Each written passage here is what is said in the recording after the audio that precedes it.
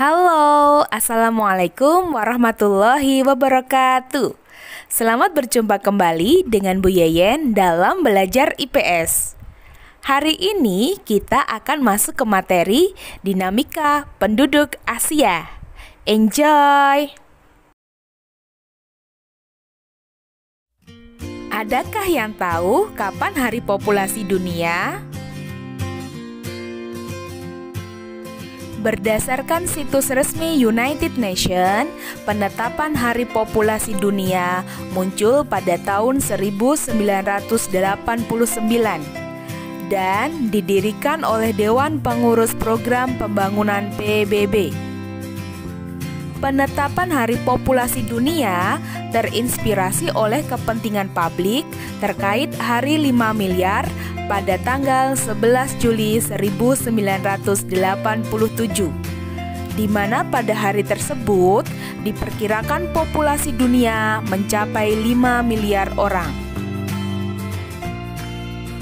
Hari Populasi Dunia bertujuan untuk meningkatkan kesadaran masyarakat mengenai berbagai masalah kependudukan, seperti pentingnya keluarga berencana, kesetaraan gender, kemiskinan, kesehatan ibu, dan hak asasi manusia. Kelebihan populasi di dunia tentu akan meningkatkan masalah pada lingkungan dan pembangunan. Hal inilah yang harus diperhatikan oleh masyarakat.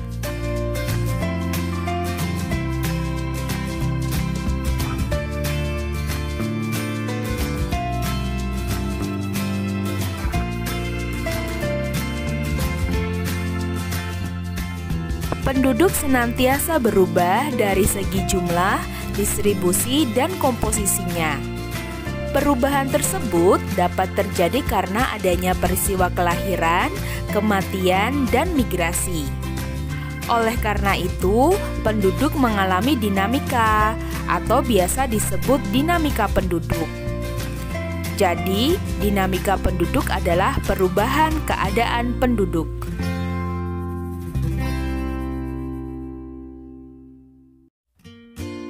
Jumlah penduduk dunia dari tahun ke tahun semakin meningkat pesat. Laporan PBB yang bertajuk World Population Prospect yang dirilis tahun 2019 memprediksi bahwa populasi dunia pada tahun 2020 mencapai 8 miliar dan tahun 2030 mencapai 8,5 miliar. Ini berarti populasi di dunia akan terus meningkat pada dekade mendatang. Jumlah penduduk terbesar dunia masih dipegang oleh Cina, yaitu dengan jumlah penduduk 1,4 miliar. Dan di urutan kedua ada India dengan jumlah penduduk 1,3 miliar. Kemudian di urutan ketiga ada Amerika Serikat dengan jumlah penduduk 331 juta.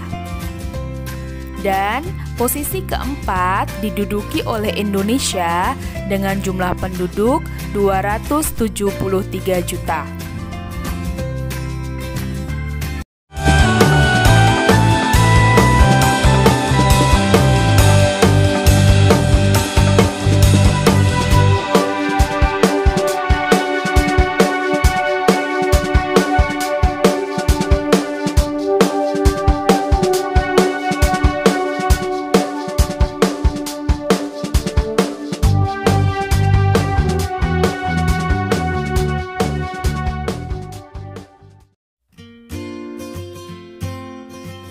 Persebaran penduduk Asia tidak merata. Beberapa negara di Asia merupakan negara dengan penduduk terbesar di dunia, seperti Cina, India, dan Indonesia. Wilayah di Asia dengan jumlah dan kepadatan penduduk tertinggi terlihat di Asia Timur, Asia Tenggara, dan Asia Selatan. Sedangkan di wilayah pedalaman Asia relatif lebih jarang penduduknya.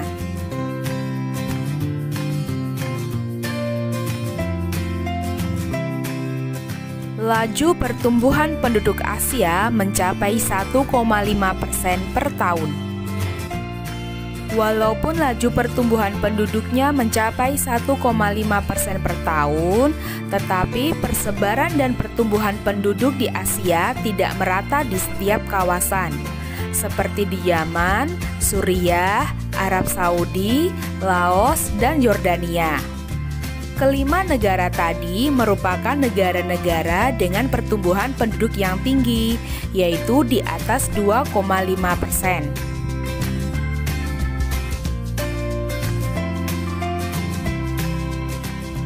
Berdasarkan data dari WPDS 2015, komposisi penduduk Asia berdasarkan usia terbagi menjadi 1. 25% penduduk Asia berusia kurang dari 15 tahun. Yang kedua, 67% penduduk Asia usianya 15 sampai 65 tahun. Dan yang ketiga, 8% penduduk Asia berusia lebih dari 85 tahun. Bagaimana dengan Human Development Index penduduk Asia? HDI atau biasa yang dikenal dengan Indeks Pembangunan Manusia digunakan untuk mengukur kualitas penduduk dalam suatu negara. Ada 3 komponen untuk mengukur IPM suatu negara, yaitu ada indikator angka harapan hidup, yang kedua ada pendidikan, dan yang ketiga ada pendapatan per kapita. Jika suatu negara memiliki skor HDI yang tinggi, maka penduduk tersebut menunjukkan angka harapan hidup yang lebih panjang, lama pendidikan yang lebih lama, dan pendapatan per kapita yang lebih tinggi. Hal itu berkebalikan dengan negara yang memiliki skor HDI yang sedang atau yang rendah. Berikut adalah kualitas penduduk Asia berdasarkan indikator HDI. Negara yang memiliki skor HDI sangat tinggi antara lain ada Jepang, Korea Selatan, Singapura, Brunei, Cina, dan Saudi Arabia. Sedangkan yang memiliki skor HDI sedang ada Indonesia dan Filipina. Dan yang memiliki skor HDI rendah yaitu ada negara Nepal.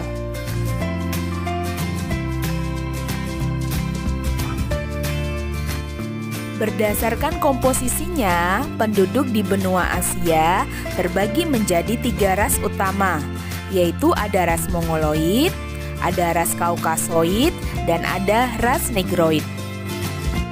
Ras Mongoloid mayoritas mendiami wilayah Asia Timur dan Asia Tenggara. Sedangkan ras Kaukasoid mendiami wilayah Asia Utara, Asia Tengah, dan Asia Selatan bagian tengah. Dan ras Negroid mendiami Asia Selatan bagian selatan, Asia Barat bagian selatan, dan Asia Barat bagian utara. Itu tadi pembagian dinamika penduduk Asia berdasarkan komposisi ras.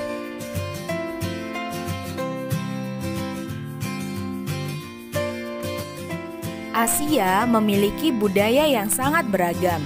Asia merupakan tempat lahirnya agama-agama besar di dunia seperti Hindu, Sikh, Konfusianisme, Taoisme, Shinto, Buddha, Islam, Kristen, dan Yahudi.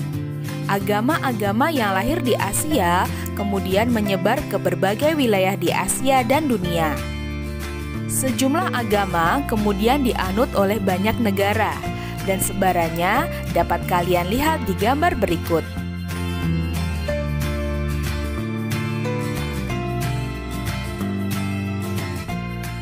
Selain agama, benua Asia juga memiliki banyak bahasa. Kebanyakan negara di Asia memiliki lebih dari 1 bahasa asli atau pribumi. Sebagai contohnya Indonesia. Di Indonesia terdapat sekitar 600 bahasa asli atau bahasa daerah. Jadi, jangan lupakan bahasa daerah kalian ya.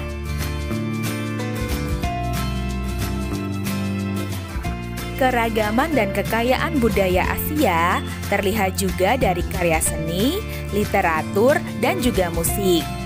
Adapun contohnya, ada porselin, ada lukisan, ada kaligrafi, ada tekstil, dan juga arsitektur.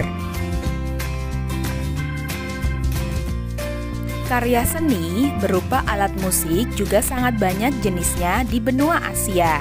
Contohnya, ada angklung dari Indonesia, cake dari Thailand, zongruan dari Cina, ajeng dari Korea Selatan, dan sitar dari India. Sekian saja materi kita pada hari ini. Terima kasih atas perhatiannya. Wassalamualaikum warahmatullahi wabarakatuh.